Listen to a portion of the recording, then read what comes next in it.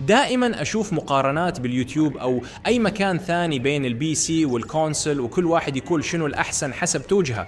بس كلاعب بي سي للأغلبية أكول لا تاخذ بي سي، وهنا أحجي الواقع، مو كلام يوتيوب والله البي سي أقوى وأسرع وتقنيات وتقدر تسوي بيه كل شيء وراح أحجي عن نفسي.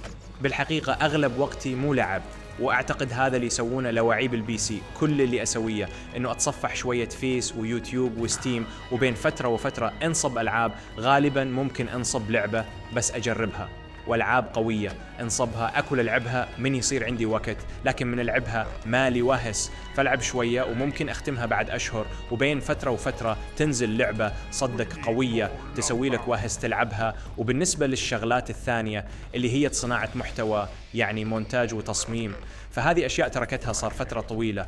حتى رسوم متحركة وبشكل عام مو كلش مفيدات إلا إذا جنت تستفيد ماديا بشغلك.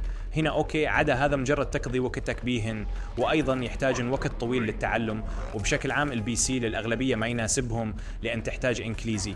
إذا مالك واهس للإنجليزي ومالك واهس تتعلم شغلات وكل شغلة بسيطة متعرف تحلها، راح تكره البي سي، وكل مشكلة تواجهك تروح للمصلح. علمود شغلة بسيطة أنت ممكن تحلها باليوتيوب.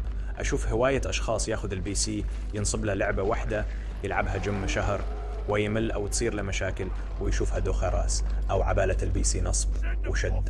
صار لي سنين بالبي سي، وإذا أنت مثلي دخلت هالمجال فتعرف أنه أغلبية الناس راح يستفادون من كامل قدرات البي سي. يلعب لعبة واحدة ياخذ له جهاز فوق $1000، وهو يلعب لعبة أبسط جهاز يشغلها وممكن يمل، وورا فترة يبيعها.